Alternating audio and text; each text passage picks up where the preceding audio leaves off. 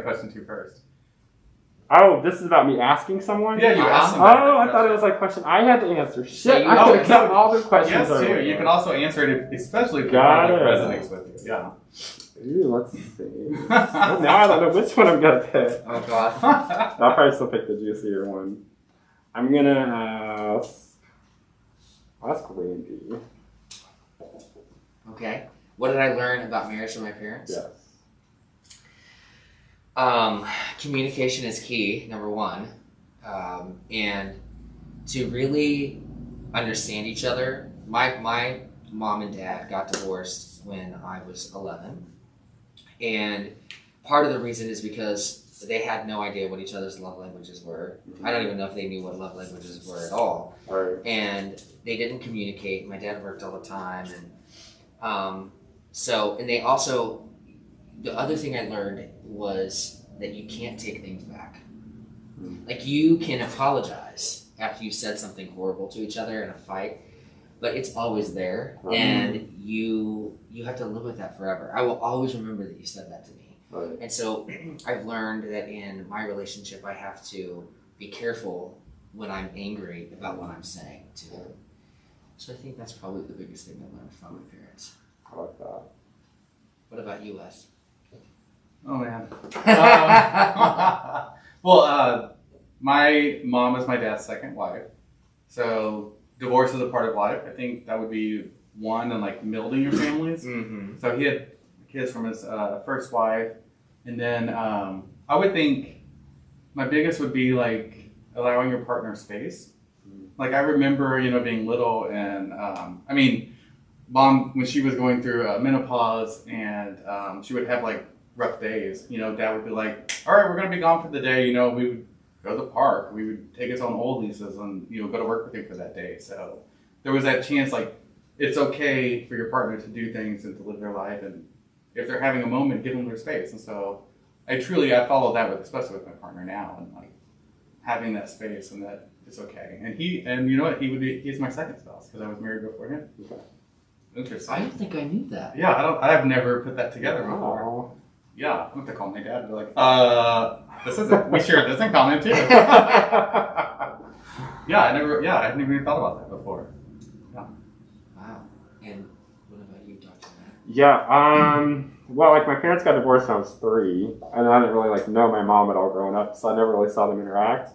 But then everyone in my family's been divorced, except for my grandparents, who always just slept in separate rooms my whole life. So if she wasn't, such a good Christian lady, I'm sure they would have gotten divorced too. Wow. So, like, for me, like, just in observing that, like, it's about being willing to address whatever problems there are, like, deal with your own shit, like, because no one in my family ever talked about anything or communicated about everything. It was so much just, like, sitting on things, and then until they disrupted, and then, like, kind of, like, giving up. And so I never really got to see what it looked like for people to kind of be willing to be, like, committed to one another, to, like, re-choose each other over and over and over, while also dealing, with their own shit.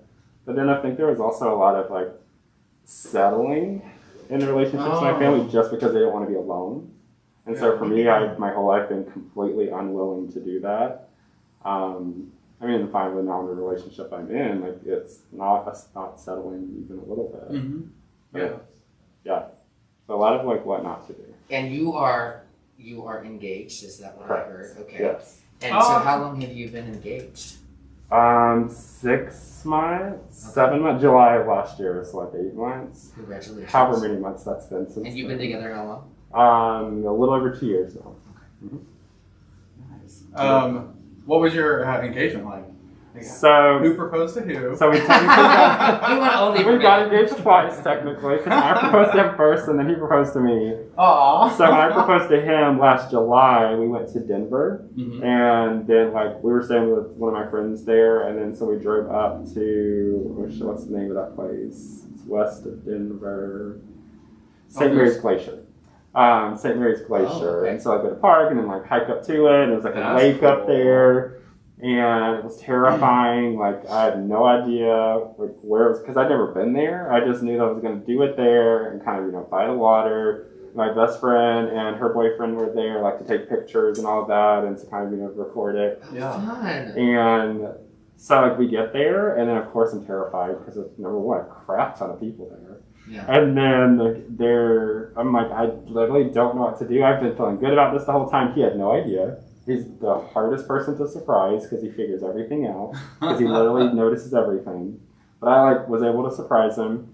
And then so like I was just kind of looking for like a good spot. And then he happened to find, because he doesn't like to be on the spot, and he gets embarrassed kind of easily. So I was trying to like honor that, you know, like myself, so like how to be romantic. So I wasn't just going to do it like right by the water where everyone could watch, because I know like that would terrify him.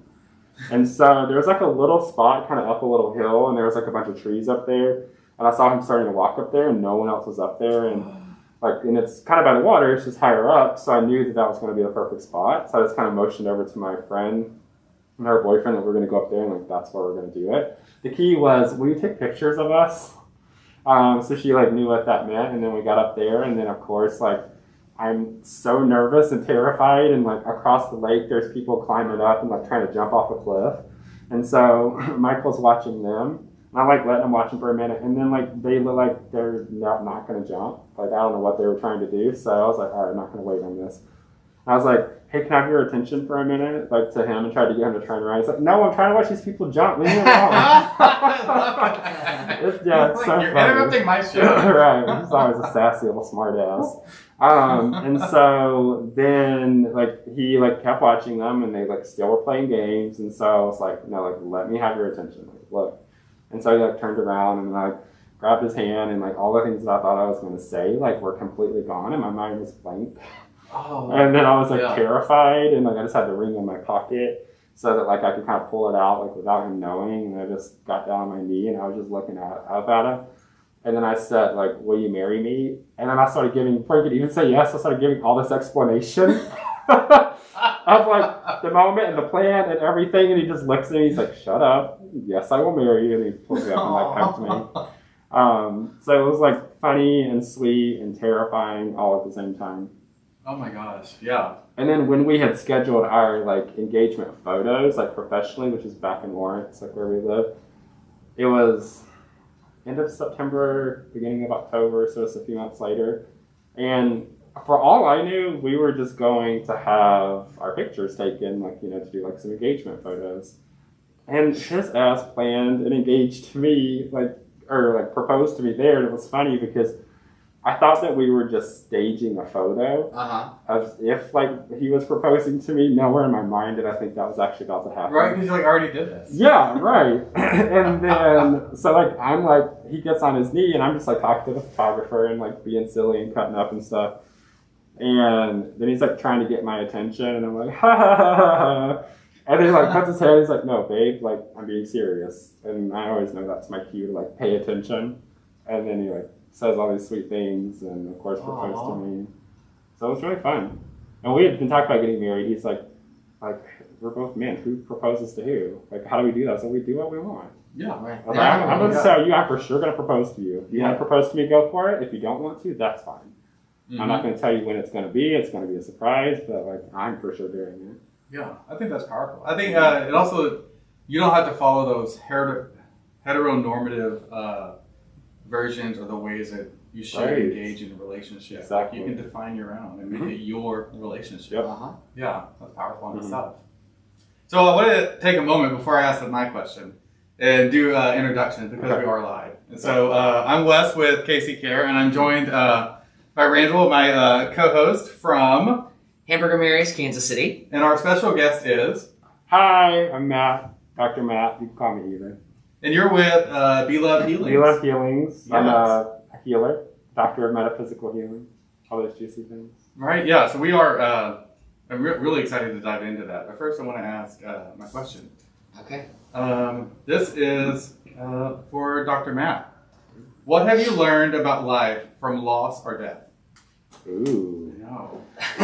So I think like for me, the biggest like loss or death I experienced was my grandmother.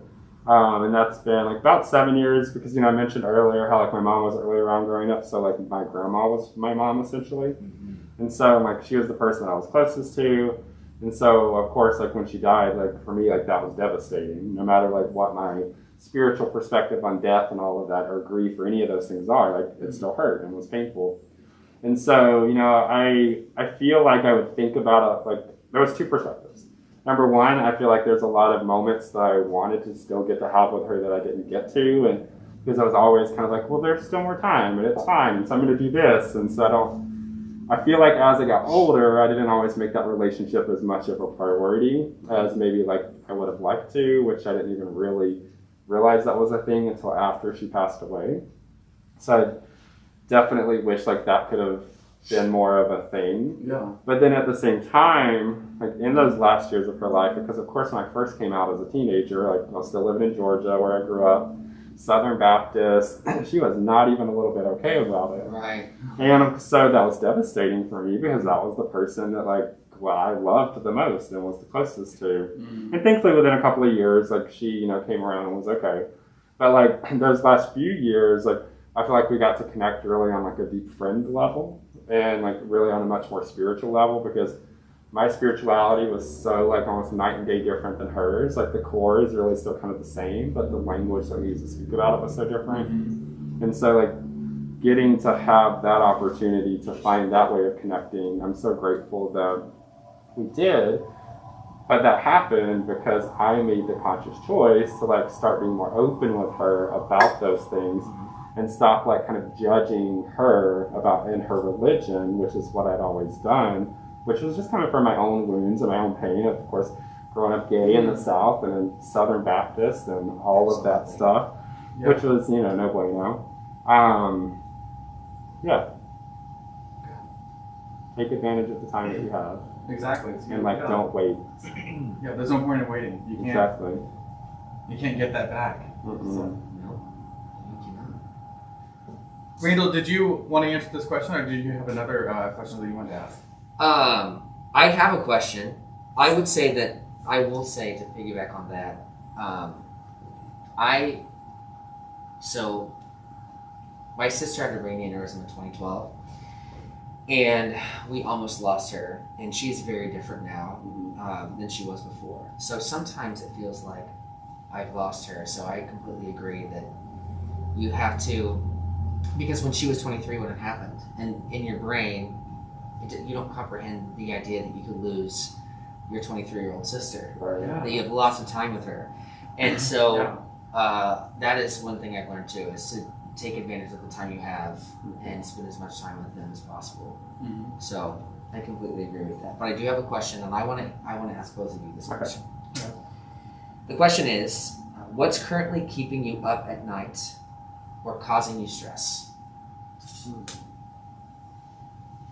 Who wants to go first? I can go. Okay. Well, like, keeping me up at night like isn't really a thing. Like I go to sleep and sleep fine. But like I do have moments occasionally, and this kind of feeds into like the thing maybe that I feel most stressed about. Like my brain always has so many creative projects of things that I want to create, like for my healing practice and like different ways of bringing like healing to people. Literally, my brain never stops coming up with ideas, which I'm grateful for. I want to be clear to the universe about that. But like, I'm really good at like kind of putting pressure on myself to like hurry up and make those things happen instead of just kind of being more in the moment, focusing on like one thing at a time, which that's kind of where I'm at right now, is really just building a better relationship with just kind of letting myself like be slower at it or take whatever time I need.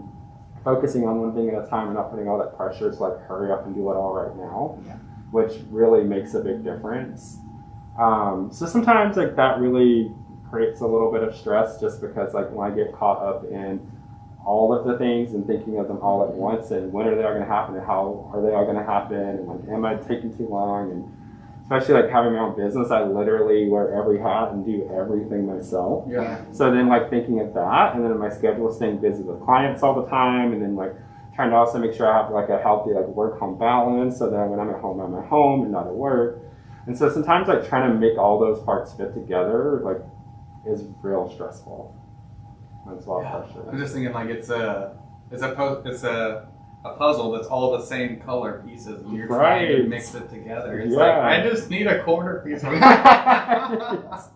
Give me just I just want to one. frame it. Can I just put the corners in? Very loud. That's so, So what do you do like in those moments? Like, The thing for me is I just take a breath and I just remind myself that I don't have to do it all right now, that I can just like pick one thing. And one thing that I've learned, so there's this, I guess, system. There's this thing called human design. I don't know if you've ever heard of it. It's kind of like astrology, but like different. So it kind of combines a little bit of astrology and the I Ching and gene keys, like just these other little things like that kind of help tell you about like who you are in the world and your personality and how you approach the world.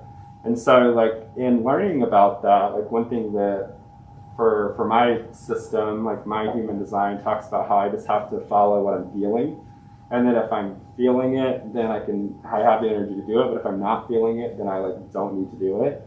So when I'm trying to decide like which one of those things am I going to focus on right now, kind of pull off the shelf, I just go with which one has the biggest charge that I'm feeling the most connected to. And then so I just work on that one. And then kind of let the rest of them just be on the shelf. And then I keep working on that one until it's either complete or I feel like, okay, like I need to take a pause from this one. So now which other one am I like really feeling connected to or has a charge? And then I just kind of simplify it in that way. For me, like that really helps a lot instead of trying to like have too much of like creating maybe like an order, right? Of like, okay, this thing needs to happen because this reason and this reason and this reason, and putting too many like details or making it complex in that way like just stresses me out more and overwhelms my brain, and then like nothing happens. So approaching it like that helps me way more. Yeah, I like that intentional focus of like setting it. You know, it's like, what do I want to work on today? Not like, what do I need to work on? Yeah. Like, what do I want to focus on? Because it does not, I've learned at this point in my life, it does not work when I come from that place of need. Like, what do I need to do or what should I do? Because if what I feel like I need or should do isn't what I want to do, then like I'll rebel or I'll avoid or I'll just... Or you won't give yourself exactly. 100% to I'll be like just Yeah. half in it. Like, yeah. And so when I just like follow what I'm feeling, I get way more done. I'm like less overwhelmed about it. It's much more efficient use of my time and energy. Very good. Yeah. I would say for myself, like I don't have issues sleeping either. So I wouldn't say it doesn't keep me up at night, but it is something that's like present in my mind. You know, like when you find those moments where you're just sitting by yourself, that like that's the thought that pops into my head. Like that's what I focus on. And for me, it's like that connection or relationship building with family, like individuals who you're diametrically opposed to each other. Like your philosophies of life are different, your religious beliefs are different, your interactions with people, the empathy level is different. And so building that bridge, like finding some way to connect, like that's constantly a thing in the back of my head. Like how can we have a better relationship when we can't even understand other people? That's interesting. Yeah, there's no good answer for it. So, I mean, have you found ways to connect with anyone in particular, or have you found any kind of solution as to how to have a better relationship with? I think like I take in authenticity and honesty as like the foundational block where you start from, and so building on that, like I've had really good conversations with my sister, but not able to do that with my parents. Like there's such a wall that like even approaching the wall, we're launching grenades, you know, we're like, get away, you're too close to me, we're talking about a subject matter I can't, you know, you're not going to change my mind. It's not about that. It's about understanding, and you can't even get to the space of like, I just want to understand. Like, we can't even get to that. So, and it is, I mean, this pandemic does create a level of cloud over it, where it's really hard to do that over FaceTime, to have that type of conversation when you're not sitting across from the person. You can't put your hand on them and be like, I'm not coming from a space of hate, like I just want to understand. Like it doesn't come across that way when you have video lags and you're like pause and you're waiting for a response. Yeah. And so that those conversations are tense and I would say fleeting at best. Like it's been a month or more, I'm sure, since I talked to my parents. Maybe longer. Yeah. But I talked to my sister like yesterday afternoon. Yeah, so it really is a difference of what being authentic and sharing. I mean, 'cause she has different views too, but we're able to expose and express that with each other and not feel like the other person's going to judge or change their mind. And like, I just want to understand because I don't think that way. Yeah. So how do you see that? I just find that interesting and intriguing. But it is hard to have that conversation with other people. Yeah, I mean, not just family. So absolutely. yeah. Well, I hope that you continue to work on that with your parents, because That's what I told my it's sister. so hard when you don't have your parents. They're there, but you don't have them. Yeah. And we were talking about that, and I told her that being able to talk to her and have this conversation, I was like, we wouldn't have been able to do this, like 4 years ago, 5 years ago. I was like, I mean, I have a stack of books that I've read that like got me to the place where I'm at, and I was like, I cannot expect you, like her or them, to be at that level when they haven't done any of that engagement. They haven't done any of that processing. I'm like, I can't expect you to sprint to catch up with me. You have to come at your pace. I mean, it took me this long to get to where I am. So I'll give you your space to find your way here, but I'm not gonna switch from demanding and things like that, because there's no sense in doing any of those. It doesn't benefit anybody. So it needs to come from a place of love as opposed to a place of authority or authoritarian. Right. Yeah. Sometimes that's the best way. Or even just like letting people be as they are. Yeah. I mean, that's worked really well with my sister and I, like just being open and honest with each other. Yeah. And I think letting your family know that you love them, and that that's how I was with my grandparents, because my grandparents for the longest time were, well, like I said, they're Pentecostal, so they were extremely against me being honest about how I was created. Yeah. And so what I had to do was just continue to love them and try to reach out to them and show them that I'm not going anywhere, that I want to have a relationship, and I'm going to do whatever I can to have that relationship. And eventually, when they realized I wasn't any different, I didn't change who I was. I was the same person I always was. We got to a place where we could have that relationship, and it's much better now. So That's how it was for my grandmother too, when she realized like I'm the same person. Something I always think about is like when you have like a person who has believed something like their whole life about like this thing that's like not okay and it's not wrong, or that it is wrong, and then you tell them that like you're that thing, their brain doesn't have any place to file that under of how do I deal with this or process this, or what does this mean. And for a lot of those people, it just takes time. Like with my fiance, he's kind of newly out, and he'll be at 38 tomorrow. Oh, he just came out a few years ago. Oh my and gosh. And he grew up. I'm like, he's a teenager. Yeah. He's like 18. Yeah. And he grew up in a very religious family. And so, like, that was, of course, like, the reason why he didn't come out for so long. Yeah. And so his family is still very much in that phase of, like, trying to, like, be more open. And several of his family members, like, are really great about it. Like, of course, his, parents, like, struggle the most. But like I just always try to encourage him to just give it time, and they just at Christmas were willing to like let me come home with him. Oh, good. Which that was a massive thing. Right. And like it was mostly good. It was only awkward occasionally. But like he knows I can sit in awkwardness and be just fine. Right. Yeah. So let's go. And you know what? It'll get less awkward every time. Exactly. Because once they realize, you're not going anywhere. Right. And so and I think something that helped my grandparents too was to see me in a relationship, because they saw the love that we shared together and the respect that we had for each other. And so in their mind, I mean, even though it was a man and it wasn't a woman, they could still see that they love each other, just like a man and a woman would love each other, and they take care of each other just like a man and a woman take care of each other. So seeing that in front of them, I think helped them realize that our relationship wasn't that much different than anybody else's. Like we're normal too. Yeah. We have the same fights. Right. We have the same frustrations. Right. So I'm mad about the dishes. Yes. Right. They're not out trying to convert everyone to be gay and sexing everyone up and whatever else they think it is that we're doing. Yeah. Yeah, if there really was like a membership club, like we would have more followers. Oh, 100%. If anybody can recruit. It's definitely a lot more fun. Thank you. You'd be the biggest recruiter of all. No, really, yeah. So I want to get into the work that you do. And so one question that we've been asking all of our guests is, what would you like to share about 2020 that changed your outlook or perception going forward?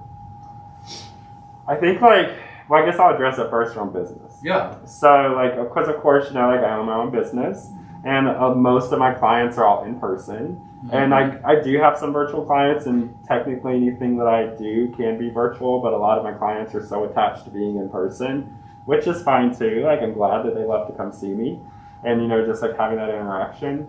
And so, like, you know, I truly believe that, like, no matter what's happening in the world, like, it's possible for me to still be okay and to not kind of get pulled into that, and like I can have a different experience. And so, like, then of course when there's this huge moment to really apply that belief, like, that is a completely different thing. And so when I would start to get nervous or afraid, it's of course like, okay, well, I can't go in the office now for a few months. Like, I've just got to see if all these clients are willing to like be virtual. And thankfully, because of the state of things, most people were willing to still be virtual, which was really helpful. So I constantly like kind of kept bringing myself back to the word opportunity and like asking myself, like, what's happening? How can I use it as an opportunity to help me or to support me or to grow, rather than seeing it as a thing that's going to like destroy my life or my business. And so instead of getting pulled into like, you know, the fear of things, like really just staying like the trust and the faith and the hope. And then like I literally had to almost like re-choose that every single day, because I constantly, you know, was being just like confronted with the like, oh, like it's fine now, but that doesn't mean it's going to be, and how long is this going to last? And of course, like, you know, people are like losing their jobs, so like no one's going to have money to even be able to pay me or anything like that. And so like every time any of that would come up, so I would just go back to like trusting that everything is going to work out and having faith that it was going to be okay for me, and knowing that no matter what's happening in the world, it doesn't necessarily mean I have to have that same experience. And everything was fine. Like last year was the biggest year I've ever had. In my work, and that's even like with doing things virtually, and it also gave me the space to really create new things for my business. Like take you in a direction that you probably would have put on hold or maybe not focused so heavily on. Exactly. And now you have this whole new trajectory of work. When everything does open back up, and we do have these in-person meetings and all that feels normal again, you still have this whole different track where you can still not use it as a cash cow or anything like that, but you can still reach people. You can still do your work. It's like that constant like asking, you know, what's the opportunity that I can take from this or have from this. It went beyond just it's going to be fine and I'm going to trust and have faith that everything's going to work out. It also like led me into, you know, some of those like creative projects that I was referencing earlier, and like ideas that I've had for like years of things that I've thought about doing, and then just actually taking action because of just that constant check-in of like, what's my opportunity? So it's like focusing my brain more on those things, because there's always so much. It's easier for me to lose focus and and much more like type B than type A kind of personality. And so like I can live in the clouds and all of those things pretty easily. But I feel like it really helps kind of keep me grounded, like because of just that constant choosing, but having to like be so intentional and focused on like what I'm choosing to think and to believe and to feel and to like really put my energy into. So go ahead. Well, speaking of your work, what is beloved healing? Because when Wes was talking to me about this, I was incredibly intrigued about the kind of work that you do. So can you explain a little bit about what it is? Absolutely. So as a healer, so my kind of, you know, one word or like elevator pitch is that I help people get their life. So as a healer, like I don't heal people, I teach people how to heal themselves. Because like it's really important for me to empower people to know that like everyone really is a healer and everyone has the ability to do that for themselves. And I'm also like, I ain't trying to create codependency with my clients either. I mean, it's nice for the bank account, but like, it's not. You want them to succeed, right? Right, but it's not a clean energy. And like, I grew up in a codependent family, and it's just like I know the cost of that, right? And so, like, you know, I really want people to see just how much power they have, and then help them discover that and heal whatever is in the way of that, and then like kind of find what they want to do with it. And like the people that I work with specifically are other healers. So like healers, teachers, therapists, nurses, doctors, social workers, like really anyone who works to be of service in any type of way, like those are my clients. Those are the people that I help. Because I feel like doing that lets me kind of create more ripples, right? Because then I can help the people that are then going out into the world and helping so many other people. So like those are the people I work with, and kind of what I focus on them with. So like, the conversations that we have is going to be different depending on like what the person has when they come to me. Mm-hmm. And so I do lots of different things like psychic readings, energy healing, past life regression therapy, inner child therapy, and like other things.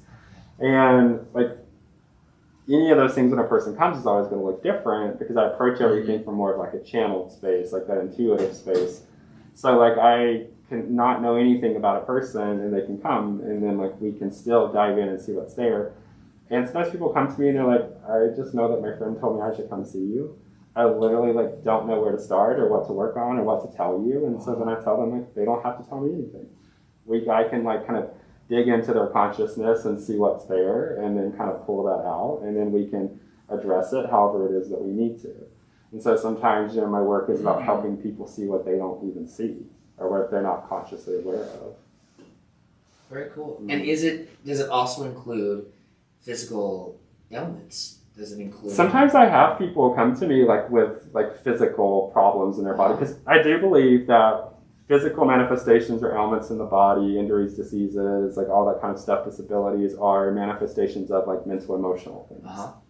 Even things that people are born with, like they're manifestations of mental, emotional things from previous lifetimes that are just already manifested into their consciousness that's now reflecting into their physical body.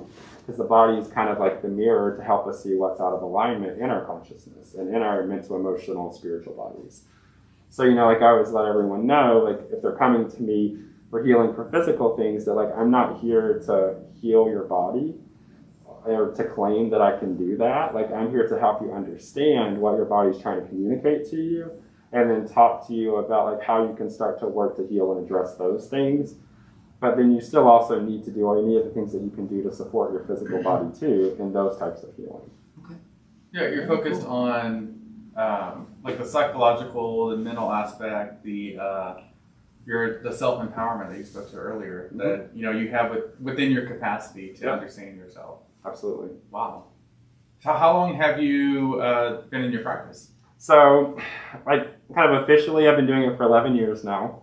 Nice. I've been on my own journey, though, since I was 15, which is when I moved from Georgia to Kansas City.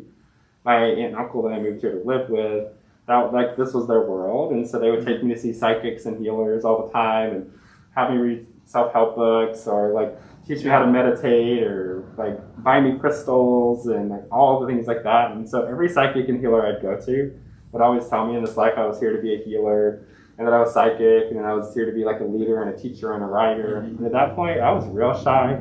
The thought of talking to anyone was terrifying. I had no sense of self-worth. I'm like, there's no way that I, like little old me, can do any of that. Yeah. And so I was very resistant and very much like, no. But like I literally, every single person I went to told me the same thing. So after a few years, I came home and I was complaining to my aunt and uncle about it one day. And they were like, well, you're clearly not getting the message if you keep hearing the same message over and over. And that seems so logical. Yeah. Like, oh, okay, I get that. That makes sense. So that was my first kind of little opening to it. Yeah. And it would still take me a couple of years later, graduating high school and going to community college for a little bit because I had no idea what I wanted to be when I grew up. And as a kid, I would think about marine biology a lot. Oh, I love that. Yeah, but like as an adult, I was like, I feel like there's something else. I just didn't know what it was. Mm-hmm. And then so I went to community college, like did that for a little bit and had one semester left to graduate. And then over that winter break, like I just had some like watched Into the Wild and I had some other inspiring things happen. And I was like, this is not what I want to do. Like this is not who I am. I literally fell into like what I'm even doing there because of other people kind of leading and directing. Yeah. And so I came home and talked to my aunt about it, and like she said, what are you going to do? And I was like, I don't want to go back, even though I have one semester left. And she was like, then don't. I'm like, I'm literally never going to do anything. I'll study fashion design. I'm like, I don't know how to draw or sew. God. Don't care about fashion even a little bit. Like, and that's not where I started at community college. That's what I like ended up in because of like teachers kind of like, I think you should do this. And I'm like, but like, I literally, no. But I just went with it. And it helped me get a touch on creativity, which I was super disconnected from. Uh-huh. So I'm grateful for that. I just didn't want it to be about fashion even a little bit. Like, I don't give a shit about that. And so, like, my aunt didn't ask me in that moment. She's like, well, if you lived in a life, like in a world where you didn't have to worry about money or bills or career, like you could just do whatever you wanted, what would you do? And I just told her that I would just teach people about spiritual things and help them figure out who they are. And she looked at me in this matter-of-fact way and said, well, then go do that.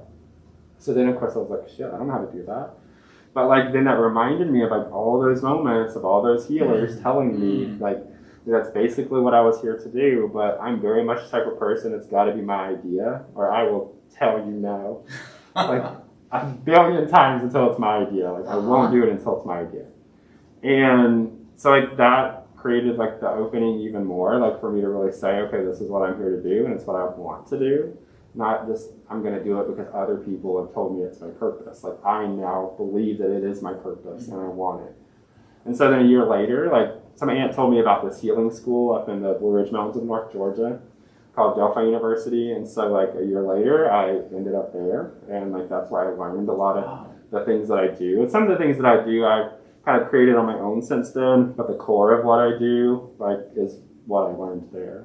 Wow, interesting. And so, how many metaphysical healers are there? Do you know around the country? In Kansas City, or just around the country? Oh my God, a lot. There's like probably hundreds, maybe thousands, just in Kansas City alone. Oh, really? Wow. Yeah. Like that's the thing. Wow. Like it's interesting because I was telling Wes.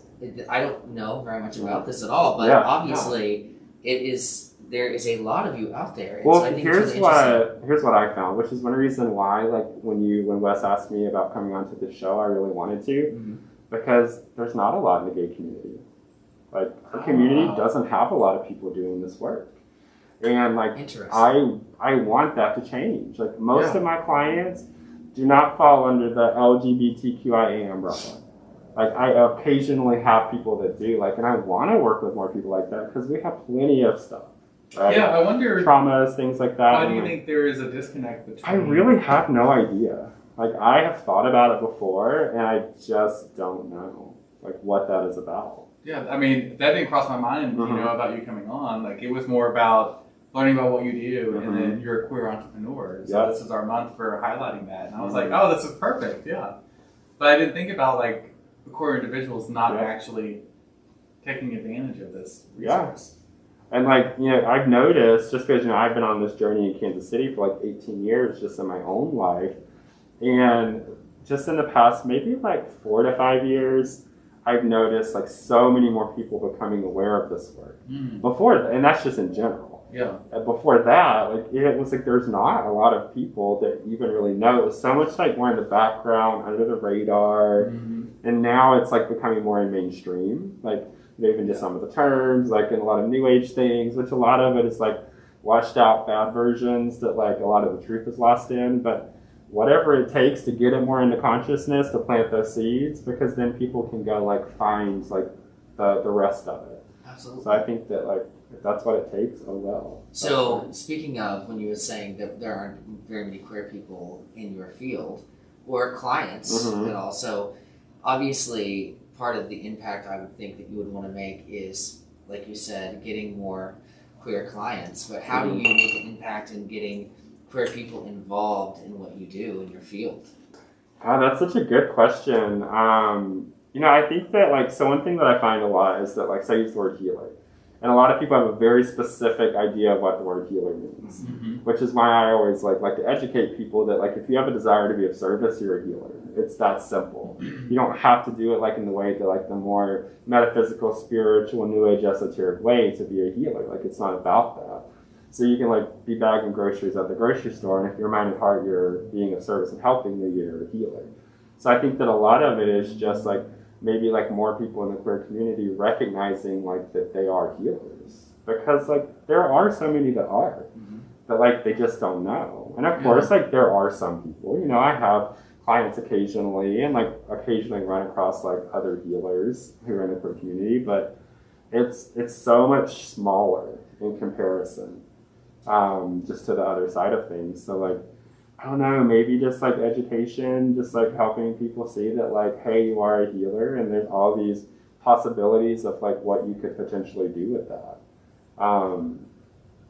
Because I know that like there's plenty of interest, in a lot of queer people in healing. I mean, especially now, I feel like even just in the past couple of years, like a lot more acceptance and positivity around like mental health and things like that is becoming so much more available and accepted, and just people searching for it. And you know, like of course that's what I do, but it's just so much deeper. And like I want to work with more people. Yeah, I want to work with our people. Would you say it's a way of doing like therapy, but without going, you know, and sitting down in the counselor's chair and like having that counseling conversation? Yeah. Like I often tell people, you know, like when they're like not understanding like what I'm saying, that I'm basically like a therapist, but from a more like intuitive psychic perspective. Yeah. So like it doesn't rely just on someone coming and telling me like what's going on in their life, and it's not strictly just based on like kind of talk therapy. Like I can, you know, like I mentioned earlier, help them see things they're not seeing. But like for me, like it's not just like you're coming to just talk and to feel better. We're going to look at practical solutions. What are some tools and exercises? I always give homework, some things that you can be working with just every day and in every moment, so that you can start to transform these things. So it's not just when you're coming and sitting in the chair in front of me and you're talking about things, and maybe when you leave you feel lighter and better, and maybe it lasts for a few days or for a few weeks. But then the thing at the core, at the root of that suffering is still there.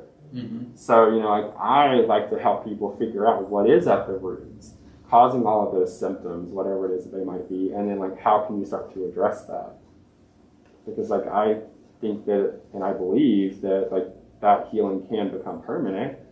It just takes time, you know, like when people say time heals all wounds, like it does, but only if we're actively engaged in the healing process. Yeah, there's not a pill that you can take. No. It's a conversation you have with yourself, and you have to put in the work to reap the benefits of that work. Exactly. You have to, you have to want it to. You have to want to. You have to want to. Yeah. Absolutely. What are some myths, you know, that you can debunk that people that you've heard or that people come to you with? You know, that you're trying to fight all those down so that you can actually get to the work. One of the biggest ones is when people come to me, so many have this idea that I can fix them. Like, I kind of get a little triggered when people use that word fix even. Because like I've literally sometimes had people like, I just want you to heal me. Or can you just fix me? And every time I say no, like that's not what we're here to do. Number one, you don't need to be fixed. There's nothing like wrong with you. The only thing wrong with you is that you think something is wrong with you.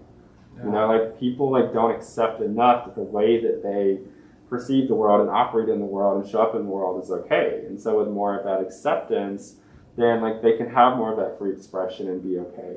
A lot of like, you know, what's wrong with people is just how much they judge themselves and wrong themselves and shame themselves and blame themselves and continue to live in that repetitively, like over and over and over and over.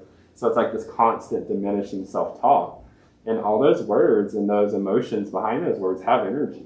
And we're feeding that and giving that life every day, like it's gonna rip us apart and it's gonna make us be in pain and suffering. But we can also still use more empowering self-talk, because healing really is just constant self-talk.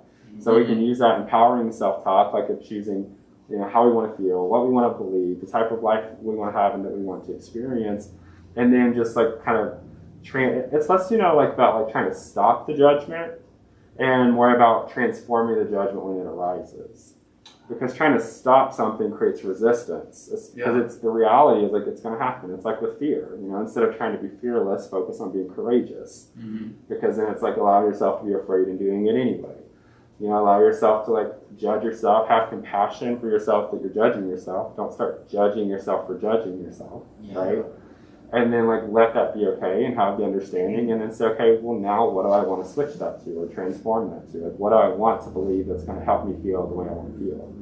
Because we all have the power to feel whatever we want to feel. Absolutely. And when people come see you, what kind of tools do you give them to maintain their mental fitness? Absolutely.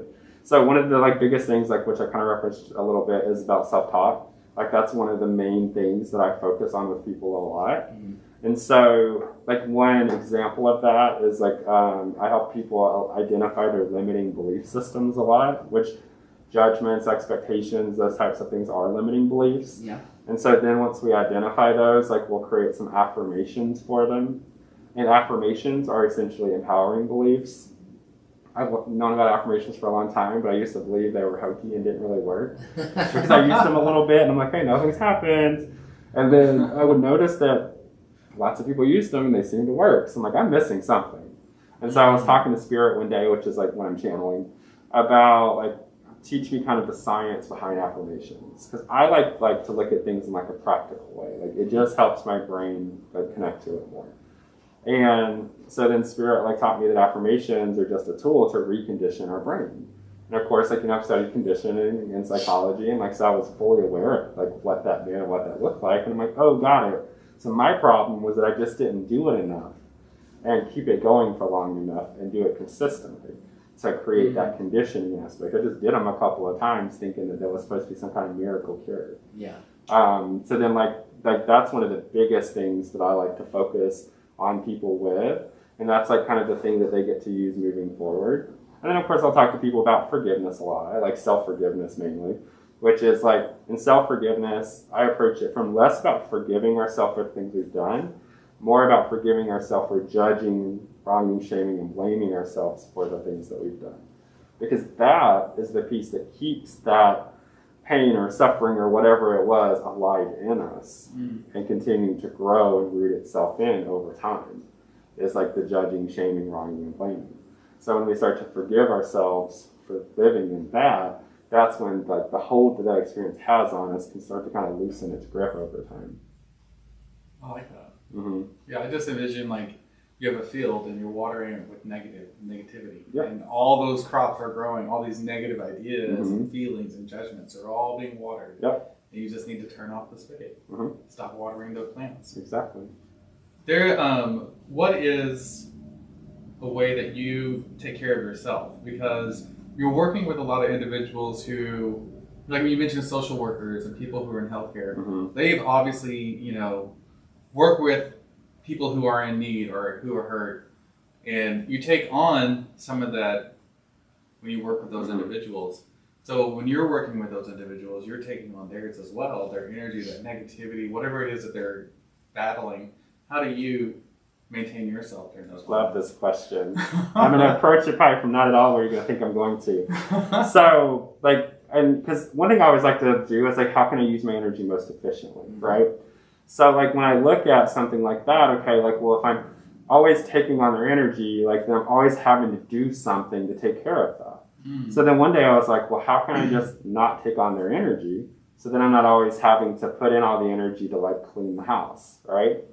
So, like what I learned is that, number one, channeling, what I do. So, like, and I'll just kind of simplify, like, what that means. So it's basically being a conduit of energy. So for me, that means I connect to that, like, universal divine source energy.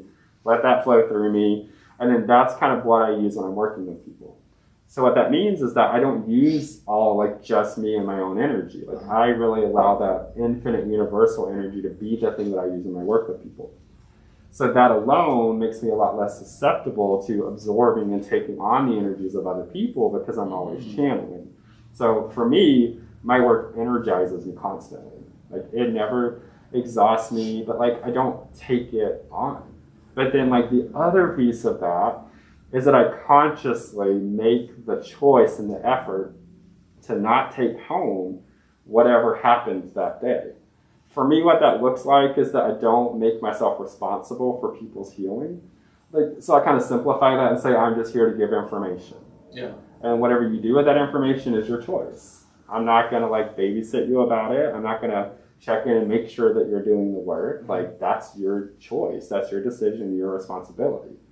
Because when we kind of keep ourselves more involved in people's life, whether it's actively in that way or even just kind of mentally, like, are wondering, are they doing the work and thinking about them? Like, when I'm not working with people, I'm not thinking about them even a little bit. And if they show up, I just kind of listen to see if there's just some intuitive thing that I need to hear. And then if after that, then I just let it go. Yeah. I kind of let them keep on moving.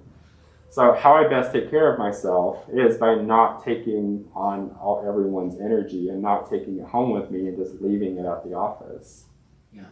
And that's one reason why I focus my work on with other healers, because most healers don't know that that's a thing. Like, regardless, like whether it's like the medical community or the more like spiritual metaphysical community or whatever other areas, like teachers, whatever it is. And like, so I teach a lot of those people how to channel.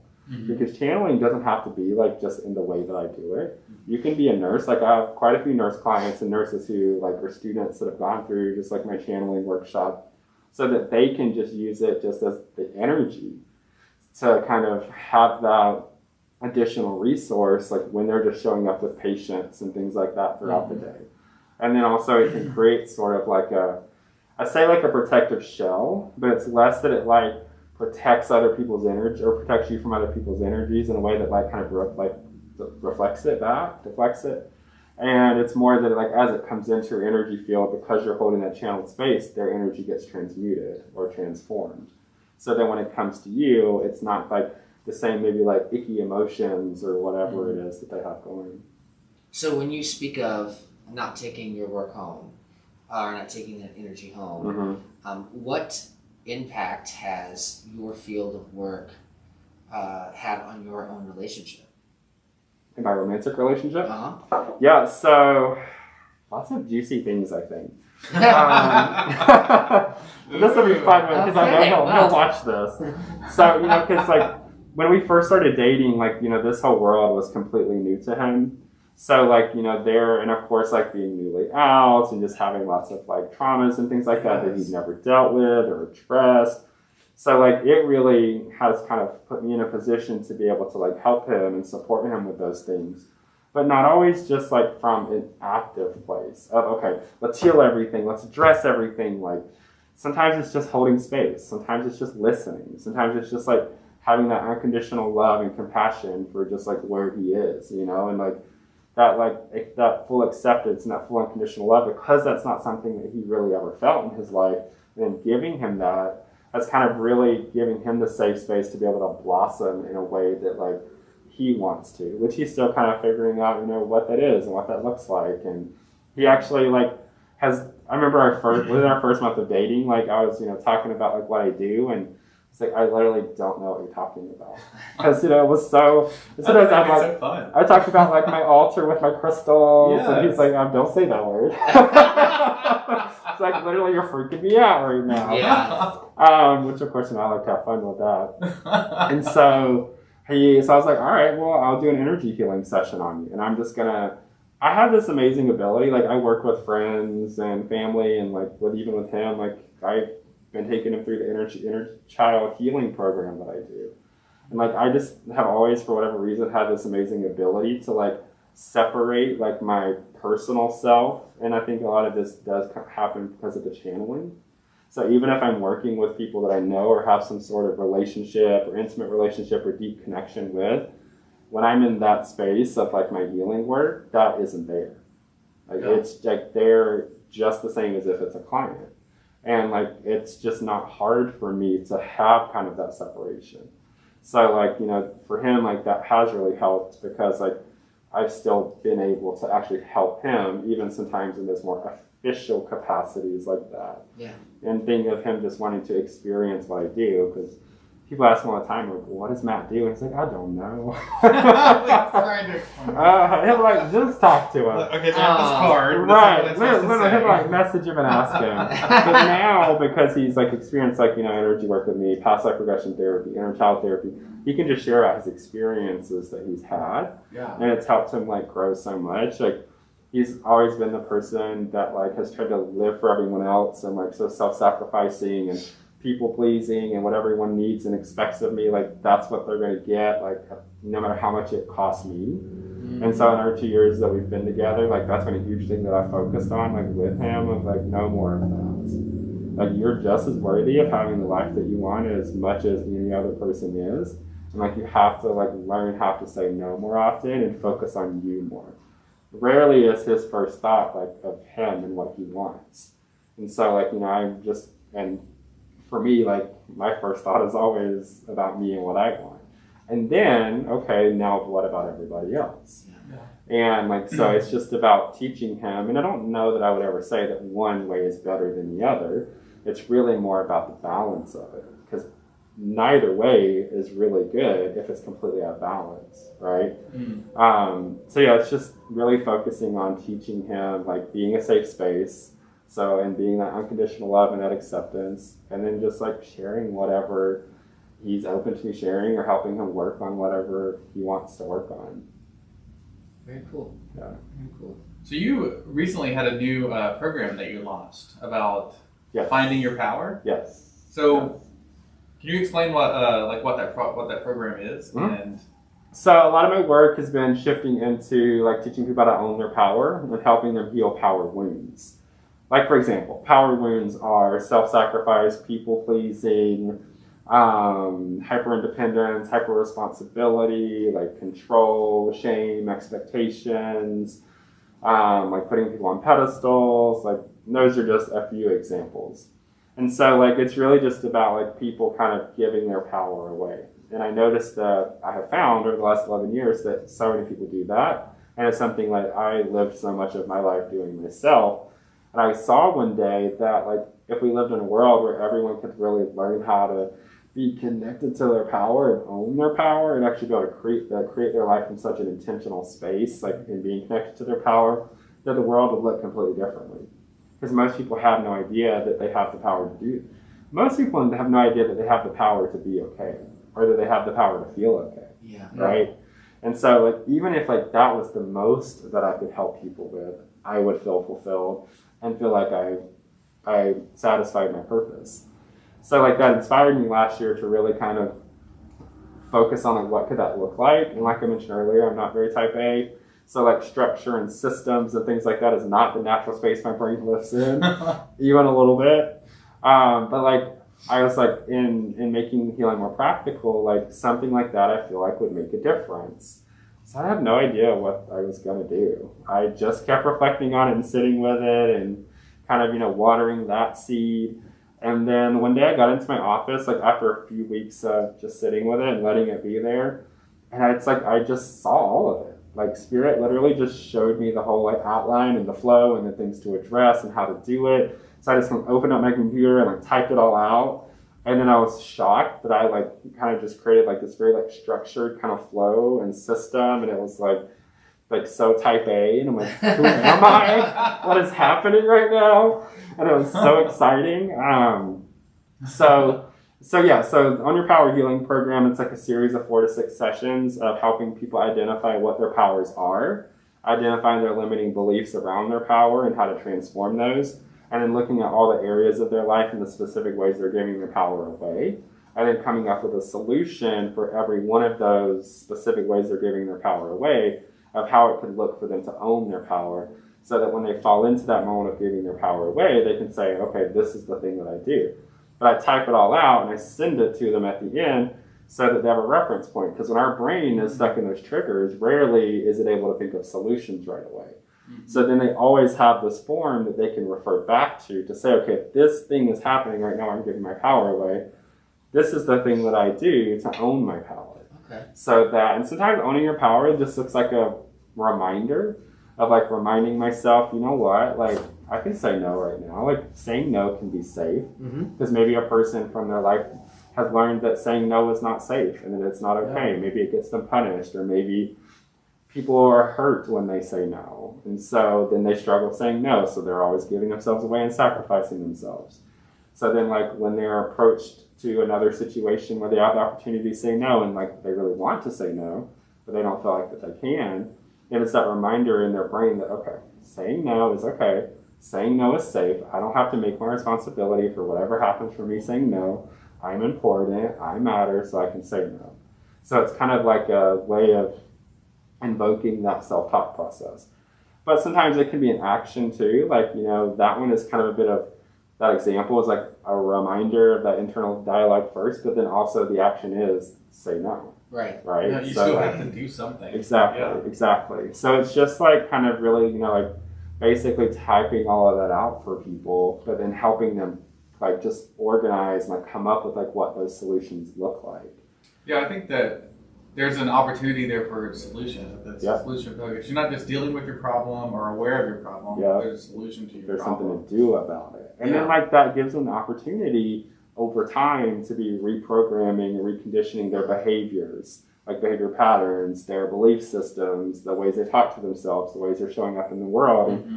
it takes a lot of repetition, right? It's like, and I'm always very clear with people, like, I'm not here to give you some kind of miracle cure. I'm here to give you work that you can take out into your life that you're going to have to continue doing over and over and over and over and over and over again. But I promise you, if you just stay the course and keep doing it, it will work.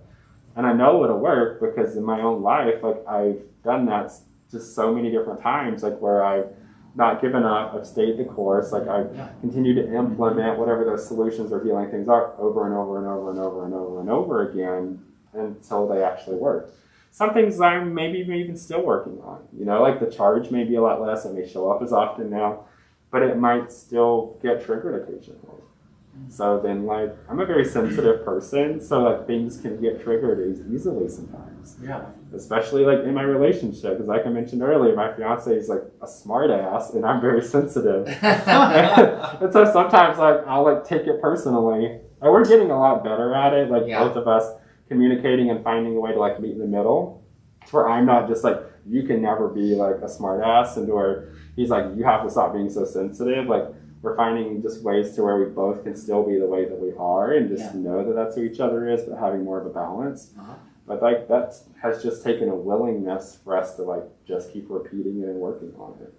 I think that's cool because it shows no matter how much you grow as a person, there is still potential and opportunity to grow and to learn more. Absolutely. Yeah. And we have to live in the reality of it. Like, I know in my specific world, a lot of people live in the clouds. They like romanticize things and like mystify it so much, and it's like so disconnected or like even like dissociated even to where like it's not allowing them to have like a realistic approach. So like having those solutions or transforming their life in a way that's consistent or in a way that like it really sticks. A lot of people just kind of focus on like treating the symptoms, but like never the problem. Right. Absolutely. And I mean, I feel like in every aspect of our lives, that's kind of, we have to continue to work, whether it's with our emotional health or even our physical health. There's no miracle cure to this. It's a constant reminding yourself and constant doing the work all the time. So I totally understand that. Yeah. A lot of people want just like a fast miracle fix. So I just this is not Real Housewives. That's right, like, baby. That's not what I'm here to do. If you want that, then you go to someone else, or you can like sit down and I'll tell you what's actually going to help you. I like that.